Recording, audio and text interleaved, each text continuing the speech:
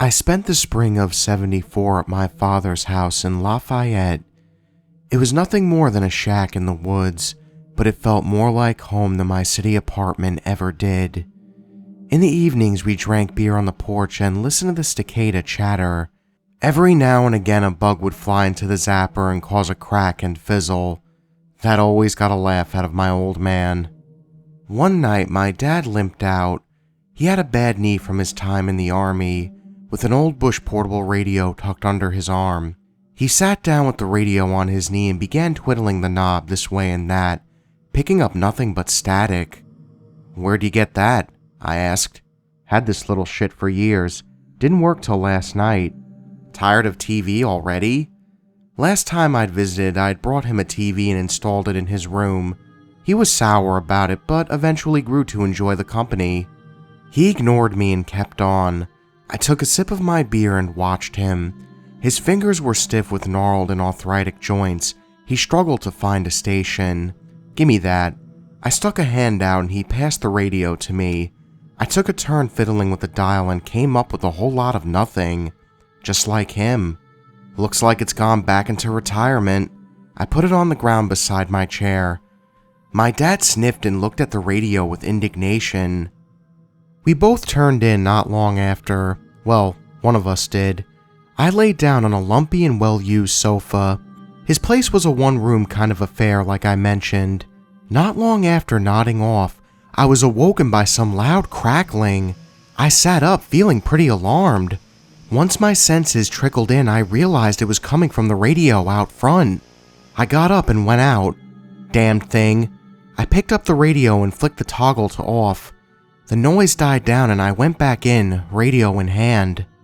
When you're woken up like that, it's kinda hard to get back to sleep. So I turned the radio down to a whisper and flicked it back on, hoping to find whatever station I could. I didn't expect too much until I thought I heard a flicker of a voice, so I turned back and passed over it again. With some careful adjustments, I finally got something intelligible. Seemed like a weather broadcast. "And we're expecting strong winds and rain over the coming days, so hold on to your hats. And ladies, hold on to your petticoats. It's going to be a rough one all around." The guy sounded upbeat. Definitely not a station from around here. The coming days we expected high humidity and heat. The broadcast segued into a song, some country trash, and I drifted off to sleep. When I woke up the next morning, the sun was high and the radio was gently hissing static beside me. The next day was uneventful right up until a strange thing happened, although I can't say I paid it much attention at the time. I went out in the old man's truck to get some more supplies, those being beer and some ground beef. I rolled into the parking lot of Gary's and went in. Gary wasn't at the counter as he usually was, so I went around and grabbed what I needed and then rang the little bell that he had set there. He came out from the back with a few planks of wood in his arms. "Adding an extension?" I asked. Gary dumped the wood on the counter, nearly wiping out my six-pack. "Funny. Nah, just batting down the hatches. That's $7.90. "For what?" "Got a tornado warning. Didn't you hear?" The broadcast I heard last night sprang to mind. "Oh yeah, guess I did last night." Gary bagged my stuff. "Last night? I only heard it a couple of hours ago. Well, drive safe." I left, and in the short time I had been in the store, angry-looking clouds in the color of charcoal had rolled over above me. I could almost feel the electricity in the air, and I could tell it was indeed going to be a rough one. I got home and helped Dad get rid of anything from around the house that was anchored down. The winds by then had picked up considerably, and a smattering of rain had begun. I was glad that I had come. The old man couldn't have prepared for the storm on his own. It was a big one. We hunkered down as best we could. I thought the ceiling was going to rip clean off a few times, judging by its fierce size. It held, though, and the storm raged on for nearly 11 hours. When it was finally over, we both searched the place to inspect the damage. The shack was entirely untouched. After that, we headed back inside and found the little radio chatting away to itself. "You got it going?" Dad said, excited, and went to grab it. "Yeah, but it's temperamental as hell. Might want to leave it there," I said, and he did. "Thanks to Julian for that special encore. Delightful. Now we have some breaking news. Over 300 people are confirmed dead following the cluster of tornadoes that hit over 13 states. Dad and I looked at each other, bewildered. I went to Gary's a while later to make sure everything was okay. His store had taken a beating. Half of the roof hung over the facade like some kind of metal tongue. A few trees were down beside the road. Gary was out front with his wife and kid.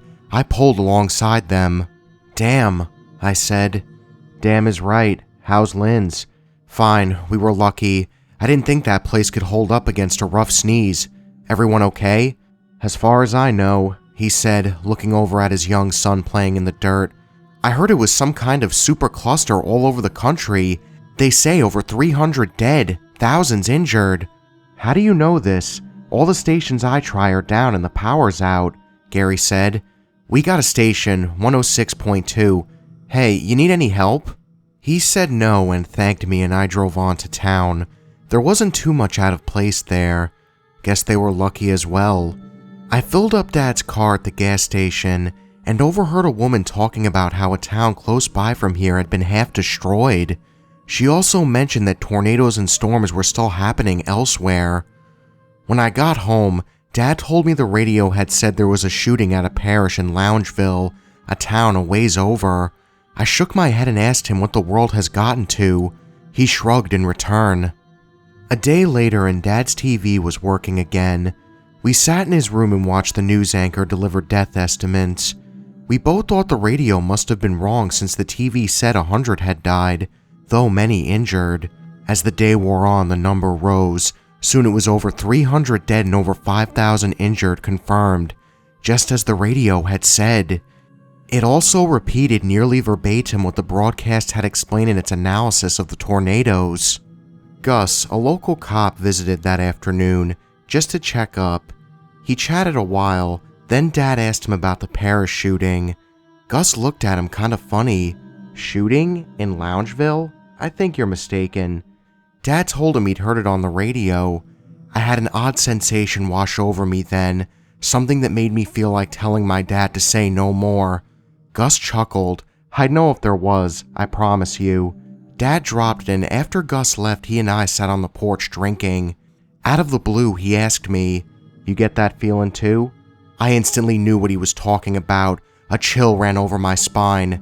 "What do you mean?" I asked. He sipped on his drink and looked at me.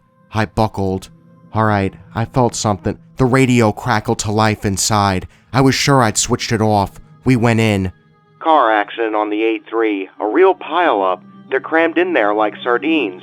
Wouldn't you say I'm sorry?" "Bad taste. Get it? Anyhow, 5 dead. Those names again? Lucy Kurt, David O'Neill, Gary Thompson." My blood ran cold. Dad put a crooked hand over his mouth and looked over to me.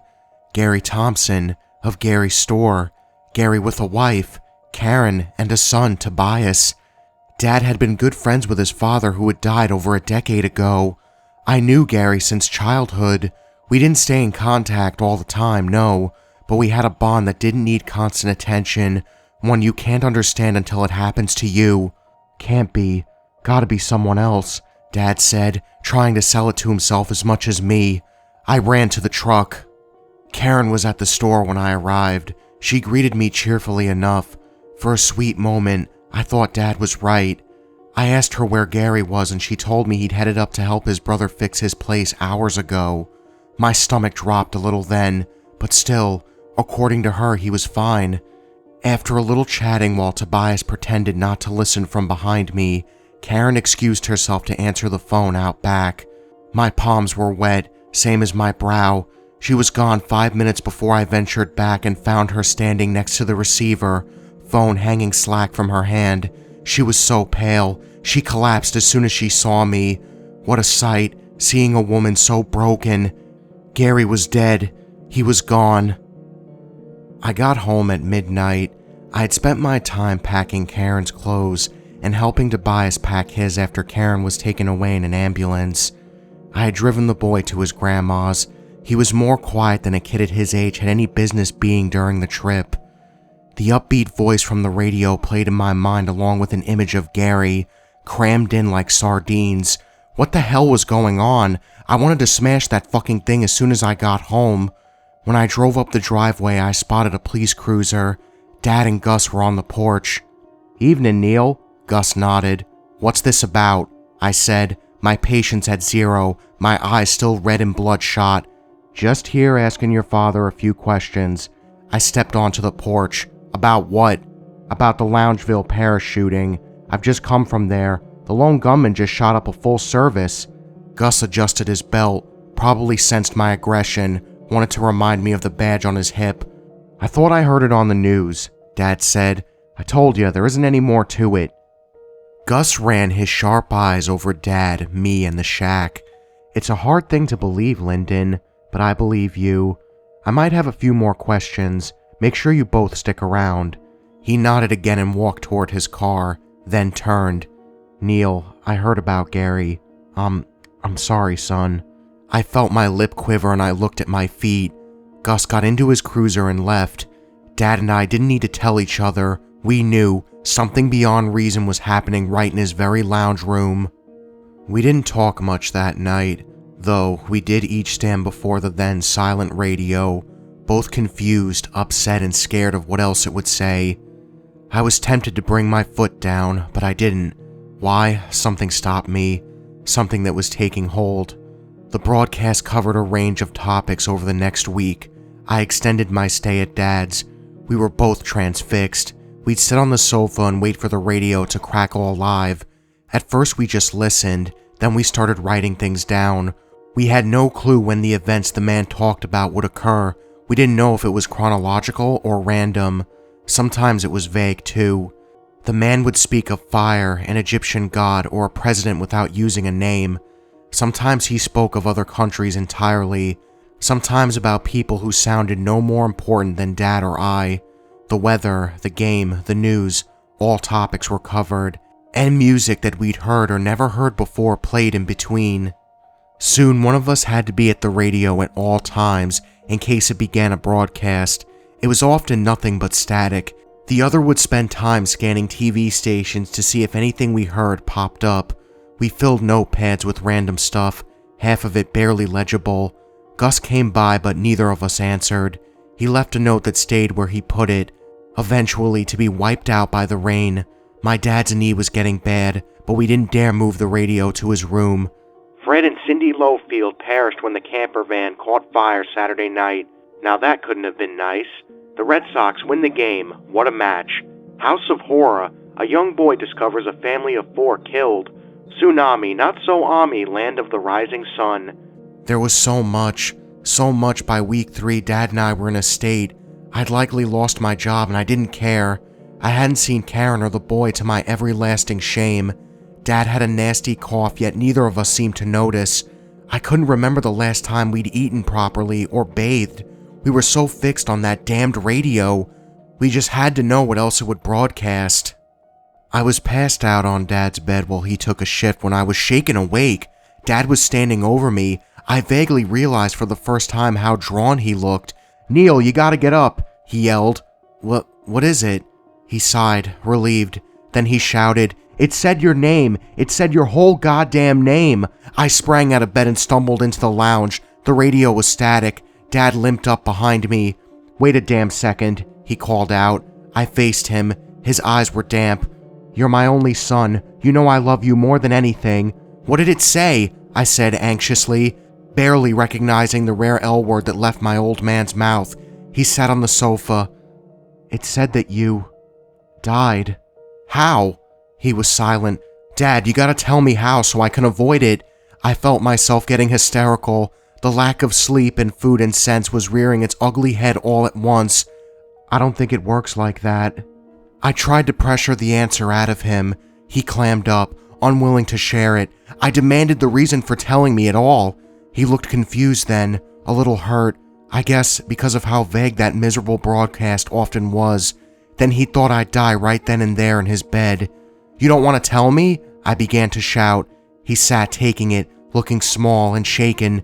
"You want me to die? Okay, fine. When it happens, you'll know you could have stopped it. You could have..." "Sad news, ladies and gents. Loyal listener Lyndon E." "No!" I screamed. My father scooped up the radio and threw it. I made a mad dash, trying to snatch it before it came down. No use. It sailed right onto the wall and hit it with a thud, then fell to the floor. I went down on my knees beside it and held the remains. Something inside me broke, and not in a bad way. I dropped the broken radio like hot coal. Tears. Was I crying over it? I batted them off my face, disgusted. I turned to my dad. He was slumped on the sofa. I rushed to him. God, when did he get so thin? Dad? Dad? I whispered. His eyes opened halfway. He grinned. I laughed, my head spinning. I had been possessed, obsessed, hypnotized, and so had he, until somehow he'd struggled above the murky water inside himself and smelled fresh, sane air. I don't know how or why hearing what we heard made us how it did, but I know I owe my dad my life. You're gonna be okay, old man, hang on, I said. He nodded weakly and I rose and darted to the phone. I called the local hospital, and they said they were on their way. I hung up and went to Dad. He was as I'd left him, except his eyes. They weren't seeing anymore. Dad? Pops? I collected my dad's body and dressed him in his finer clothes. I brushed his hair and his beard. I waited for the ambulance. It all feels like a fever dream some days. Often wish it was. Now I'm an old man myself, filled with regrets and nostalgia. I can't hear a radio without feeling uneasy to this day, so I avoid them where I can. I went back to my apartment and found a mound of mail up to my shins soon after I buried my father all those years ago. I buried that radio too, in pieces, and I burned the notepads, all of them. I know that's what Dad would have wanted, and I know that information was tainted, somehow laced with ill luck. Most of what I heard's been long forgotten. A few things stay with me though, and they'll die with me. Some of it's even begun to make sense over the years. Speaking of dying, I am no worse off after what my dad told me in our last moments together. We all know we're gonna die, that's a given. Although I never married and I don't plan to due to everything. Guess the blatant reminder of mortality made me afraid to leave a woman feeling even an ounce of what I saw Karen go through. Grief killed her. Gave her a heart attack a couple of years later. I'm beyond glad that my dad didn't tell me how I died, and that he used his last moments alive to free me from a nightmare. I still miss him. Hey guys, thank you all for watching, and if you enjoyed this video, make sure you hit that subscribe button and join the Nightmare Army. I'm always looking for new soldiers in my Nightmare Nation. So guys, I am so sorry for the delay in content this past week, or weeks I should say. Jesus. I got hit with pneumonia, just like I said, and the cough for pneumonia has been incredibly painful to narrate through, as you can see through my Twitter updates and whatnot. Honestly, I felt like I was going to go Super Saiyan. I was upstairs in my office doing my narration. Every 5 seconds, it was like I was coughing up a lung. Really frustrating, and today also, which was annoying as hell trying to get this story for you guys. Hopefully I sound okay to you guys, though. Hopefully. That's the one thing that I'm begging for. But anyways, guys, other than that, how have you guys been? I mean, how are you enjoying your October? Shit. I feel like I haven't talked to you guys in forever. I mean, I actually just beat Resident Evil 6, the remastered version for the PS4. I'm not gonna lie, I liked it a lot more than Resident Evil 5, a lot more. The other campaigns kind of annoyed me, but let's be honest here, Leon's campaign was definitely the best, and Chris Redfield. I like Jake Mueller's, but I think it could have done a little bit more with the hand-to-hand combat. That's all I'm saying. Oh, and before I forget, I have to give a big thank you to Graveyard Girl for mentioning me in her video. Honestly, and this is just coming from me here, when she mentioned Mr. Nightmare, Corpse Husband, Lazy Masquerade, Beat Busta, you know, and all those other big narrators, and then my name came after it, I was honestly stunned. I mean that too. I was really, really stunned to be mentioned above all in those guys. I mean, those guys are like the big, you know, they're the big guys right there. They are the horror masters, narration-wise, they're awesome. I love all those guys. But to be mentioned with them, that's something I don't think I would ever imagine anybody saying, and I mean that too. I mean, a lot of people are like, oh man, you're really good, and I'm always just like, I could use some improvement, you know, just like everything else. But it honestly shocked the hell out of me, so thank you so much, Graveyard Girl, for mentioning me. You're awesome. And to give you guys a little bit of an update on Friday's video, I am working with 2 horror narrators, so it's going to be a big collaboration. Hopefully nothing goes wrong. So look forward to that, guys. I know I sound a lot better and I know I sound fine, but when you're narrating, it is such a different ball field from coughing to just sneezing. So again, hopefully nothing goes wrong and hopefully I'll have a Friday video for you guys. I love you guys to death. Thank you for being so patient. And just remember, the best ideas always come out of nightmares.